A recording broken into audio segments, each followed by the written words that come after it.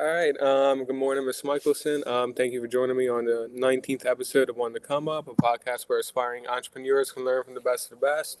Those on Forbes 30 under 30. I'm excited to learn more about Jellatech today. So I'm excited to dive in. Of Well, thank you so much for having me. course. So before we get started, could you, I guess, tell everyone a little bit about yourself and about Jellatech, so everyone kind of knows. hmm Sure.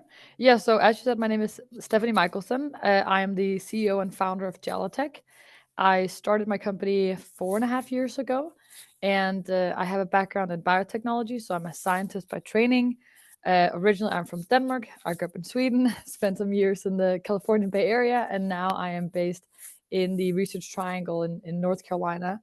And I started, Jellatech 4.5 years ago. In short, what we do is we use biotechnology and cell culture to produce highly valuable and very complex proteins. So we basically kind of milk human and animal cells for highly valuable proteins so we can make them in a more efficient, scalable, and sustainable and cost efficient way.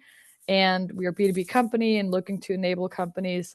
It can be food and beverage, but right now we're primarily focused on the biomedical applications with different human proteins, starting with collagen as our first protein, applications like medical aesthetics, tissue regeneration, 3D bioprinting, wound healing, and stuff like that. And yeah, the company's based in the Triangle, 4.5 years old. And yeah, I love biotech and science and entrepreneurship. Awesome. So, I guess, before we really dive into Jellatech, could you tell us a little bit about when you were in college, your degree in biotechnology, and also about your International Bioinnovation Scholarship in Silicon Valley? Yeah, so I will say that prior to pursuing biotech for college or university, I actually initially, I guess, like in high school and before that, I didn't really know what I wanted to do in terms of like what I guess career path. I knew I had an entrepreneur mindset. I wanted to build a company myself, but didn't really have like a I guess specific passion for certain topics or specific topic. And so initially, I went in to study economics and business administration. And then it was through that, like I was at community college. And then through that, I got to take a class in anthropology. So I learned about a little bit of like genetics and DNA and kind of the history of the humans and diseases and stuff like that. And that kind of made me more curious about, I guess, biotech or just the I guess, genetic component of us. And that's when I decided to basically, the more that I learned about it, the more I was interested in it. So I was like, dang, I think this is what I'm meant to do. And so I actually ended up switching completely, moving away from economics and business, and decided to get into all the classes that I used to hate, which is biology, chemistry, and physics. I thought those were really tough topics kind of prior to uni. But I was so interested in the, I guess, promise of these kinds of, I guess, technologies, and just like I love the human body. And so decided to pursue biotechnology. And with that, I also actually moved back to Denmark because as a Danish citizen, you're able to study for free, which is nice. In the US, it can be kind of pricey. So I went to pursue my undergrad in biotechnology at the University of Copenhagen in Denmark. And then I continued on doing my master's in biotech as well. Ended up switching to the Technical University of Denmark, which is also based just right outside of Copenhagen.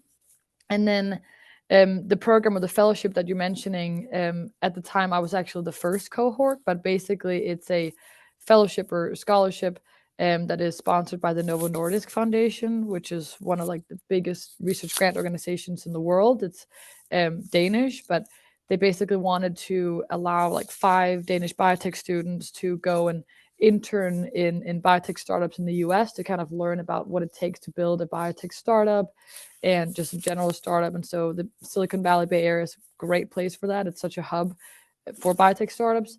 And so I spent, I think it was 6 months in total, interning at a few different startups there. So I worked at a muscle degeneration company. So they're working on basically figuring out how we can prevent muscle degeneration as we age.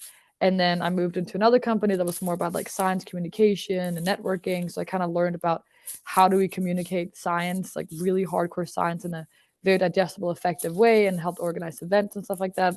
And then lastly, I worked at a company that is also biotech companies that are working on like pet nutrition and basically making that more sustainable while still keeping, full nutritional profile and actually making it better for your pet. So a few very different experiences, but all biotech and kind of entrepreneurial focused. And so that was 6 months, and that basically led me to then start Jellatech pretty much right after.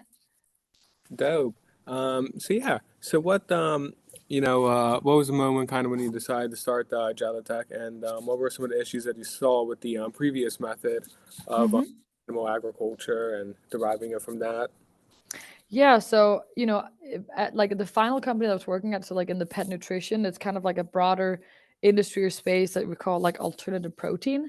So it's maybe people have heard of like lab grown meat or cultivated, foods and stuff like that, or fermentation. So we've used biotech in food for a long time, like enzymes in bread making, let's say, or make our foods last longer, taste better.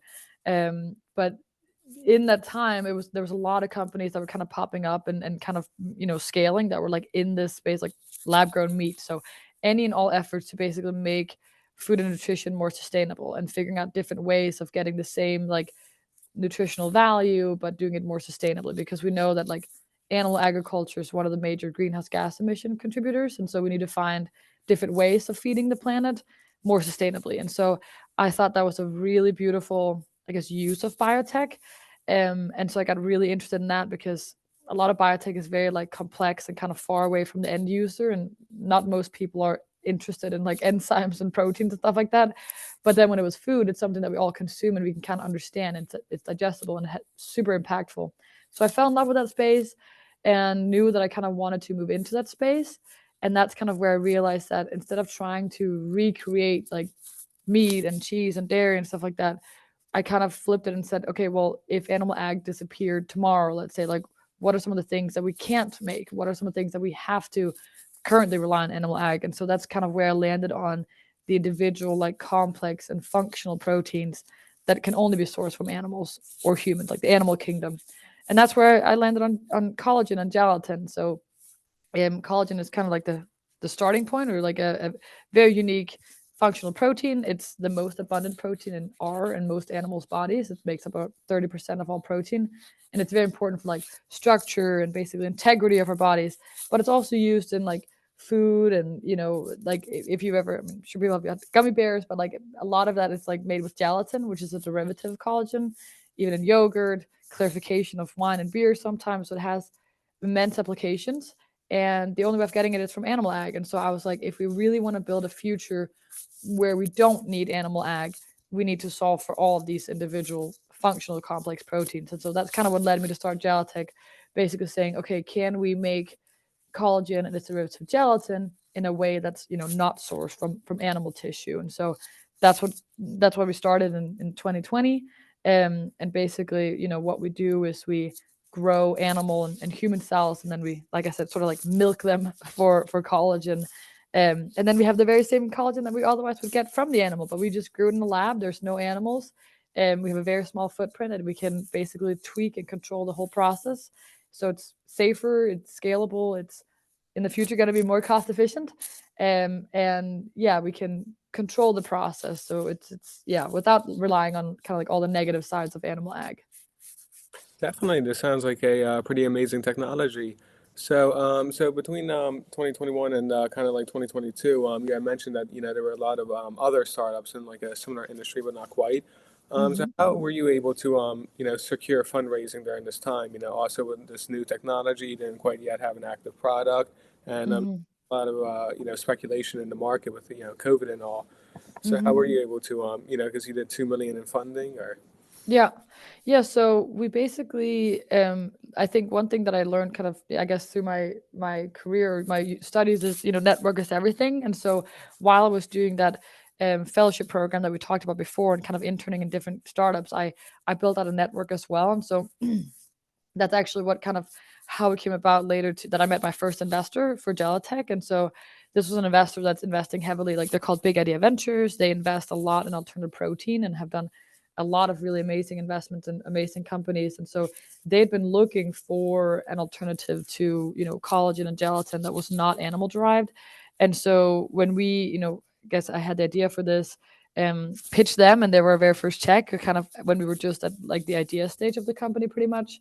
And that kind of got the ball rolling. We were able to, start a company and kind of started working on figuring out how we were going to do it. I mean, we had an idea of how to do it, but we started actually being able to get a lab up and running and start working on it. And then as soon as we had kind of like a proof of concept, we were able to raise our seed round or pre-seed round, which I think ended up being around 3.5 million, I think, in total or so, or maybe 2.5 million. And then, we ended up doing our seed round later in 2023. So kind of like continue to like, raise and then build and then raise some more. And so now it's been 4.5 years, and we raised a total of 7.5 million. Wow. Yeah, and have made significant progress on like the technical and scientific and also like commercial side of things. So now we are, producing consistently collagen in our lab, which is awesome. That is pretty awesome that you took it from the idea phase and now you're going commercial with it in just a matter of 4 years. That's pretty amazing. Um, so yeah, last year, it seemed kind of to be a pivotal year for Jellatech. You updated your brand and website, you opened a new research facility, commercialized operations. Hmm. So what kind of led to all this? And would you say that you're no longer a startup, but kind of like a regular company now, or? I mean, I would definitely, I guess I would say we're an early stage company. Like we're further than a startup maybe, but we are still not like a, profitable commercial operating company. So I'd probably use the term maybe like early stage startup or early stage company. In terms of the kind of rebranding or I guess evolution that you're referring to. So, as I said, we kind of started in the food and bev space, and working on alternative proteins, and so we were doing bovine and porcine collagens and gelatins with the intention of getting into food. And we definitely got, I mean, had a bunch of interest from like some of like the world's biggest food companies and confectionery companies, who all realize that we need to find alternative sources for the same ingredients and the products that we love, right? And so that was great, but at the same time we realized that like currently like collagen or gelatin from porcine like pig or cow is very affordable, and it's at massive scales. Being a startup, working in a lab, like we simply weren't at the scale and the cost where we like became sort of commercially relevant. That would take a longer time and more investment and more optimization and kind of innovation. And at the same time, we had a bunch of companies in like the sort of medical space asking us about human collagen. And so like I mentioned, for like regenerative properties or tissue, like tissue regeneration, 3D bioprinting, medical aesthetics, like anything where you need kind of wound and tissue generation. And so we basically took a little bit, we kind of added the human to our portfolio, and so we started working on human cells to make human collagen. And that was definitely, I think, a very strategic move. And we kind of, for those applications, the volumes are much smaller, the volumes needed are much smaller, and the cost that it can bear is also much higher. So it was kind of a focus of like, okay, what's like the low hanging fruit here? Like, where can we be relevant and competitive today at the scale we are at today, the cost we are at today? And that's where the human collagen for those kinds of applications made a lot of sense. And so we kind of evolved more into, I guess, like a biomedical sort of focus company. We still do have bovine and porcine. We still want to see it through and do, for food applications, but just realizing that it's just going to take a little bit longer and more investment. And so in the meantime, we have other applications that where we can be competitive and kind of get into. But the technology and the process is translatable, and basically we can. It's the same whether we're growing human cells or bovine cells, not completely, but kind of. And so all the learnings that we are having now is directly applicable, or most applicable as well to the bovine and the porcine. So that's kind of the evolution, was just realizing that hey, we have this other application that's much closer to where we are today, and so we have to kind of move on that. Cool. So yeah, you had mentioned that you produced your first type 1 human collagen. So could you explain what this breakthrough means for Jellatech and also for the collagen industry at large? Hmm. Yeah, I mean, I think there when we started, there was also other companies that realized that collagen is a big opportunity, and that we needed to grow or produce it in different ways outside of like animal, like human cadaver or animal cadaver derived.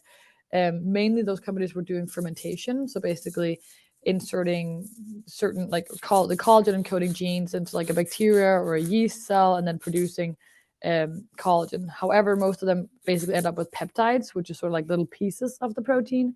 And so we took a cell based approach because we're able to with that way we actually get the full like triple helical, functional bioidentical collagen. So this is a true plug and play. It's the same thing you would get from a human or an animal cadaver. And so that's kind of like that was like the major difference from like what was on the market in terms of alternative collagens versus what we were doing. I think in the future, so specifically for human collagen, right now it's pretty low scale. Right now, most of it is coming from human cadavers or like placenta or foreskin. So you can imagine it's very expensive. It's quite variable, and you basically have to rely on people passing and donating their bodies to science, and you have to extract it. So it's kind of not really applicable and suitable for like larger commercial applications. And I think there's a lot of movement towards longevity and like increasing like sure lifespan but also health span, so being able to live healthier for longer. And so that's where I think human collagen is going to make a massive impact. But we need to be able to produce enough of it, and human collagen has not really been kind of able to be made at scale and at the cost where it needs to be. And so that's what we're working on. So how do you I guess like something that I'm still not entirely sure about is how do you actually produce this collagen? Like what's the process there? I know you talked about it a little bit, but Yeah. yeah, how do you get from like if you're not from animal cells, then how do you even start to then manufacture it into collagen? Hmm. So we kind of, I say ourselves like we're sort of like inspired by nature and then like improves the biotech. So basically, we do need a starting cell. So we, for the human, we basically we work with a tissue procurement agency, and we basically find or tell them sort of like what tissue and what cell type and what donor type we're looking for. And then once we have that initial cell, that's like this is a one-time thing. Then we make a cell bank, so sort of like a big population of cells. And then we pick the naturally like best performing collagen cells so that we can get the highest yield per cell.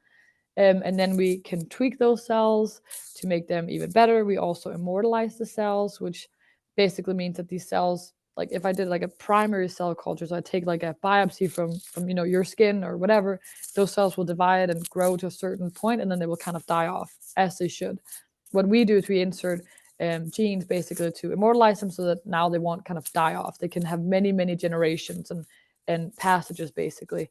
And so that way we get billions and billions of cells in many generations. And then we get those cells, we put them in a bioreactor, which is basically like a vessel where they have all the nutrition and the oxygen, everything that they need to grow really well.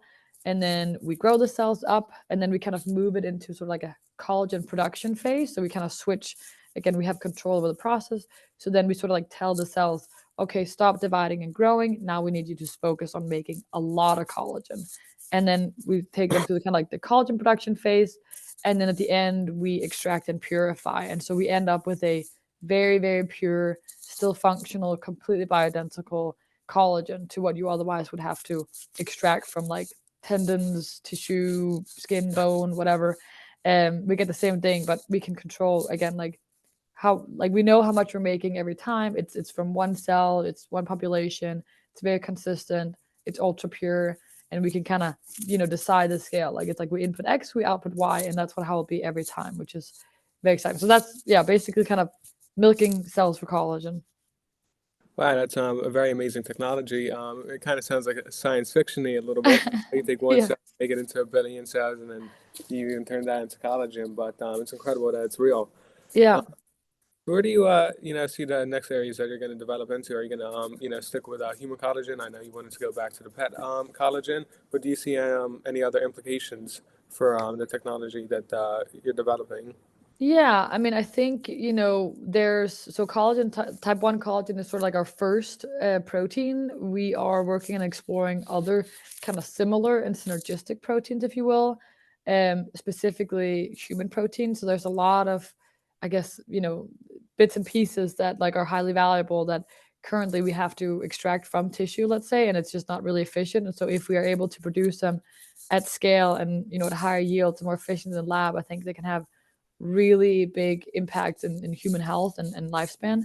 And so I think the next steps for us is, continue to scale up the human type 1 collagen.